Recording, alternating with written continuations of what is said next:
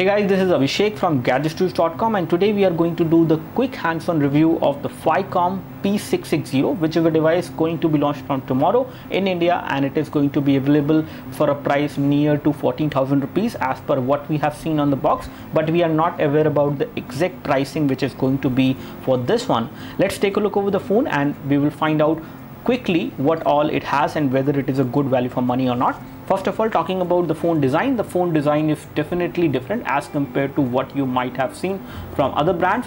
Phicomm is going to launch this phone for the first time in India, so this is going to be their first phone branded by them itself. When it comes to the specification, they have given pretty good hardware specifications as well, which includes a Snapdragon 615 octa-core CPU inside, and we have got 2 GB of RAM and 16 GB of internal memory on the phone. There is a 13 megapixel camera at the back, which is an autofocus camera, can record high definition video. We have LED flash, secondary microphone for noise cancellation. The build quality is pretty decent for the price. They have given plastic on the back, which again makes sense because this is a Snapdragon 615 device which will heat up, and it does heat up in gaming, but not that much that it can actually make you uncomfortable while you are holding this phone in your hand. When it comes to the connectivity, we have got good connectivity over there. It is a dual SIM phone, and it has also got a tray over there for the SIM card as well as for the micro SD memory card. So here you can actually insert a micro SIM, and over here you can either insert a micro SIM, not a micro SIM but a nano SIM, or a micro SD memory card. So again, this is a dual SIM phone and you can use the dual SIM connectivity in this way. We have the power and sleep key, which is actually a metallic button, gives you good amount of feedback, and on this side we have another metallic button which is actually the volume locker. So in terms of the connectivity and the build quality, this phone is pretty good, and they have given very nice material on this one. They have used metal on the edges and plastic at the back, which again give this phone a very lightweight. Approximately 117 gram is the weight of this one, and the phone is fairly slim in terms of thickness as well. It has got a squarish design. The edges are kind of sharp over here, but they are kind of rounded over here, which again is going to give you a very good look and feel when you hold this phone in hand. This phone looks stylish and kind of different compared to other phones which are there in the market. When it comes to the front, we have got a nice metallic earpiece below the glass, a front camera which is 5 megapixel camera. We have also got proximity and ambient light sensors. Over here we have touch capacitive buttons, but there is a disappointment here that there is no backlit LED on these touch capacitive buttons, so it might be difficult for you to locate them in dark room. The loudspeaker is there at the back side, which again is pretty decent in terms of the loud. It is not the loudest which you will hear, but still it is decent in terms of the overall volume of sound which comes out from this loudspeaker. It has a flat back, so the loudspeaker at the back side will get muffled if you place it on a table on its back while you are watching a video or doing something else related to audio. Talking about the overall form factor, the phone does not feel very heavy, and it is a fairly good phone for one-handed usage. You can easily use the phone with one hand. It has got a very good display, which is an IPS LCD display panel, which is good in terms of viewing angles, and the color production is also nice. You can see the display from almost any angle without any issues. When it comes to the display resolution, we have got a full high definition display resolution on this device, which is 1080p, which is a definitely a crisp and clear display. Even if you take a closer look, you will not notice any pixelation on this device. So this is also a good thing. Talking about the UI is responsive. It is a custom UI which is running on top of Android, and the version of Android is something which is kind of disappointment because you do not get Lollipop on this one. We get Android KitKat, which is Android 4.4.4. and when it comes to the RAM, we have 2 GB of RAM, and the exact amount of RAM you get is 1916 MB. Let's take a look over the RAM scenario and we will find out the current status of the RAM. So out of 2 GB, approximately 1 GB of RAM is free. Right now it is 885 MB, but once you take this device out of the box, you will get approximately 1 GB of RAM free, or 1.1 GB approximately you will get on this device. When it comes to storage, let me just find that out. So we have 16 GB of storage on this device, and out of that 11.72 GB is available, which is definitely better because on some of the devices which are having the same hardware specification but they have Android Lollipop, they do not have this much of storage. So you are getting a slightly more storage over here on this device because it is a KitKat device as compared to some other Lollipop devices. We have location access over there, so you can use GPS navigation as well on this phone without any issues. It is a dual SIM phone, as I already told you. It has some support for the gesture as well, for unlocking, standby status bar, for music playback, and for scrolling through the pictures. You can actually use some gestures as well, which will work with the basis of proximity sensor.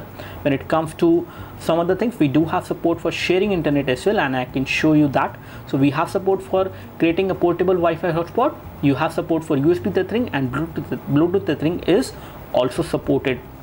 Let's take a look over the camera performance, and for that we will launch the camera interface. And here we have an action figure over there. Let me just take a photo of this action figure and find out how good the camera is on this device. Again, I have used this device for approximately a week, and I'm pretty happy with the performance as far as the camera is concerned. It can give you pretty good photos in low light as well. Right now we have just taken the photo with light. Let me just take this photo again without these artificial light which were turned on previously. So we have taken both of these photos, and I can show you both of these photos one by one. So first of all, this is the photo which has been taken with light. This photo is looking good in terms of clarity, in terms of colors as well. It is nice, and details are also very good. When it comes to the other photo which we have taken without light, this is the one which has been taken without light. This is again good. You can take pretty good photos in low light as well on this device. Again, the camera performance is good but not great. Let's take a look over the front camera performance of this device. Here we have the front camera, and I will take a selfie of mine, and I can take this selfie again without these two artificial lights. And let me just show you the results from the front camera which we have got. So this is the one which I have taken with light. Again, this photo has came out to be pretty good in terms of the clarity, in terms of details. It has got a 5 megapixel camera at the front, which is doing a pretty good job. Taking a look over the photo which has been taken in low light, this photo does not look that great, but still it is a decent photo considering there was a lot of light behind my face. So this is how the photo clarity is going to look like on this device as far as the front camera is concerned. I would say it can take pretty good photos when you have good amount of light falling on your face. If you do not have that kind of scenario, it is going to take photos which are going to look decent as far as selfies are concerned. If they are not going to look that great, I would say the brightness is something which could have been better, but I can always edit that. Now here we have the keyboard. The keyboard is good, but again it does not offer you swipe to type. You can enable that with the help of some third-party keyboards. The keyboard experience is good. You can get a pop-up whenever you tap on any of the keys, and typing experience is pretty smooth on this device. I can easily type on this device much faster without any issues, and I can always type in the landscape mode as well. The keyboard key size is again not too big, but pretty good to type even if you have thick fingers. We have the detailed hardware information. As you can see, when it comes to the hardware, we have got octa-core CPU on this device, which is Snapdragon 615 MSM 8939, and here we have the display resolution, which is 1080 into 1920, and we have sensors which includes magnetic field sensor, step counter, gesture sensor, we have accelerometer sensor, step detector, pressure proximity, motion sensor, and again we have orientation and rotation vector sensor as well. So it has almost all the sensors you would need on. Here we have a high definition game running on this device, and it is running pretty smoothly. I do not notice any kind of issues. You can play high definition games like Blood and Glory and some other games like Modern Combat 5 as well, provided you have storage for the same on this one, and it can play them pretty smoothly without any kind of UI lag.